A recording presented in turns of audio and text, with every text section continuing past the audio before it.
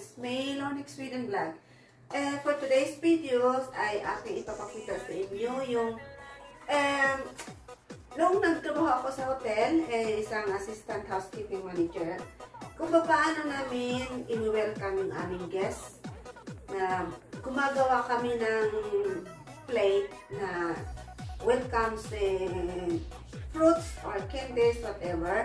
So, ito ay papakita ko sa inyo. Ito ay lagi namin ginagawa at yan ay opinion ko kung paano natin ma-convince yung mga guests na bumabalik-balik sila sa ating hotel gawa ng nagbigay tayo sa kanila ng magandang service, no?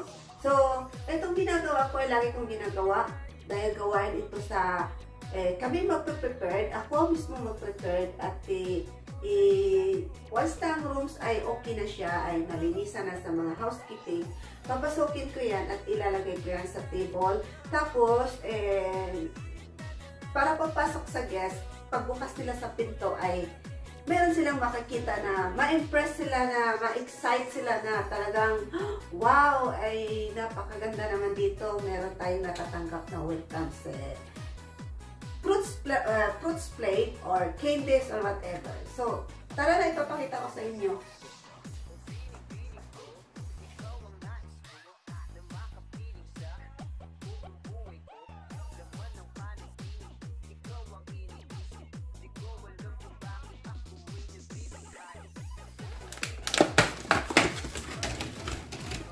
So, itong strawberry na to ay lilinisin ko. At ito ang gagawin ko na tinatawag na fruits plates, fructal wreath. At mag-decor ako ito. At ito ang ilalagay namin sa loob ng rooms. Pero before that, hugasan ko muna ito at ipapakita ko sa inyo kung paano mag-gradiringin, mag-decor sa mga tinatawag ng fruits. Okay? So na guys, ito na.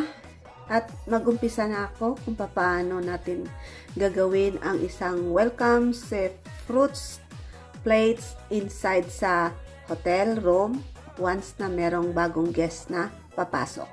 So let's start na. Meron ako mga candies na different kinds na candies, iba-ibang flavor.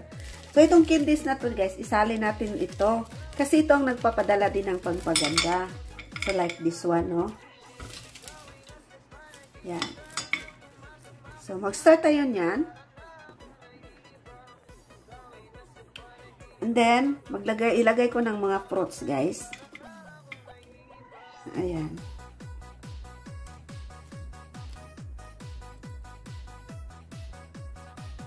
So, gagandahan mo lang yan pag-arrange, no? Ayan.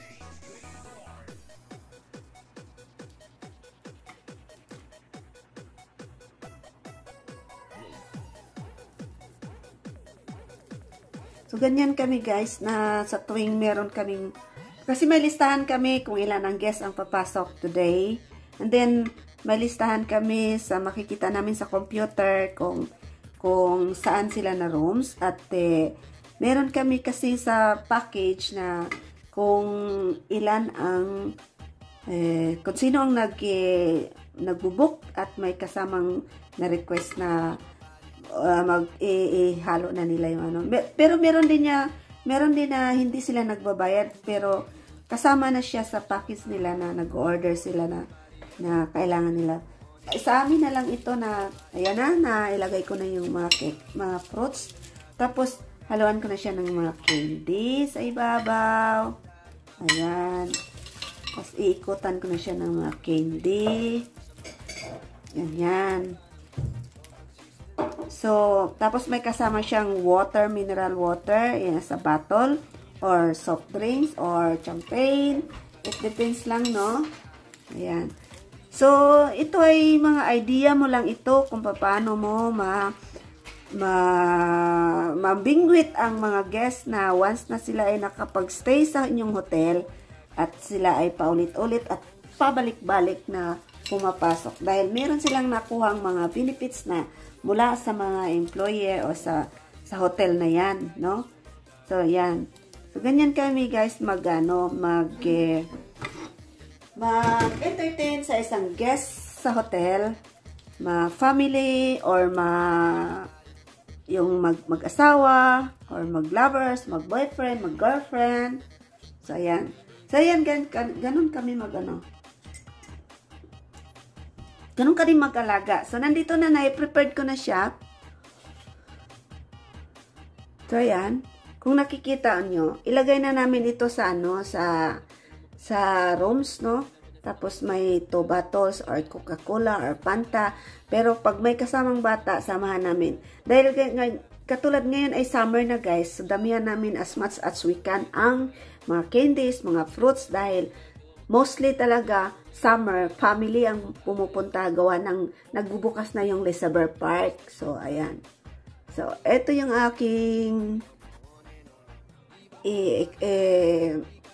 bagong tips ko sa inyo kung kayo ay nagtatrabaho sa hotel. So, make sure na talagang hanap kayo ng magandang idea para ma-appreciated ang mga guests ninyo sa mga ginagawa ninyo. Kung paano ninyo sila binigyan ng 100% services. Okay? So, pagmasdan ninyo guys. Okay? Ayan.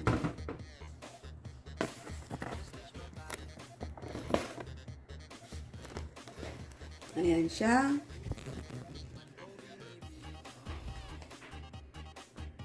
Simple lang siya, pero So guys, I hope na meron kayong natututunan kapag kayo magtatrabaho sa isang hotel.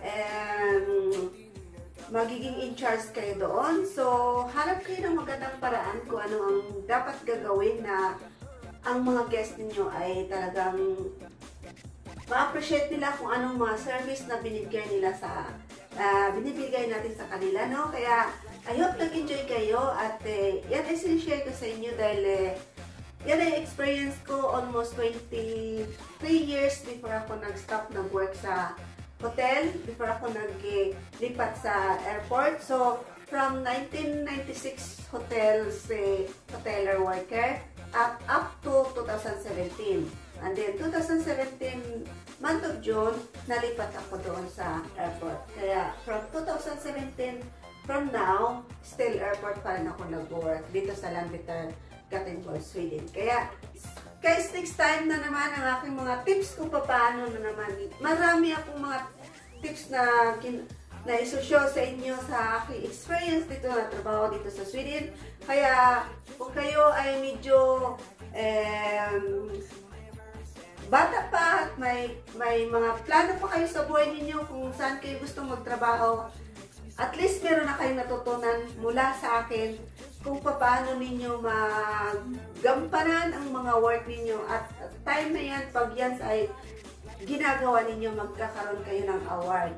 Magiging magandang resulta sa inyong pagtatrabaho sa kahit saan man tayo, Pilipinas o sa ibang bansa. So, ang tips ko sa inyo kung bakit magiging successful ang inyong pagtatrabaho sa isang company, sa hotel, sa restaurant, sa airport, whatever you want to go, trust your instinct, follow your heart, follow kung ano ang nasa isip niyong gagawin.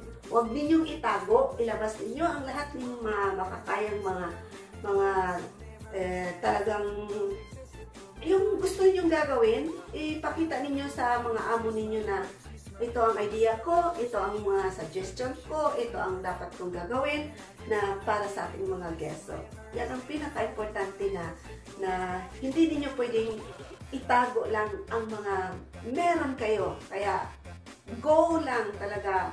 Huwag mahihiya at ipagsamtabi mo na yung mga hiya-hiya dyan dahil kapag tayo ay mahihiya, wala tayong mararatingan sa buhay natin. Kaya, ang hiya na yan, tapon na natin sa basura yan.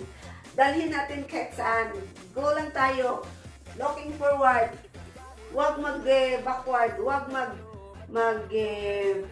tawag dito na mag-isip pa ng dalawang isip. Talagang, bitiwan mo yung dito sa likod.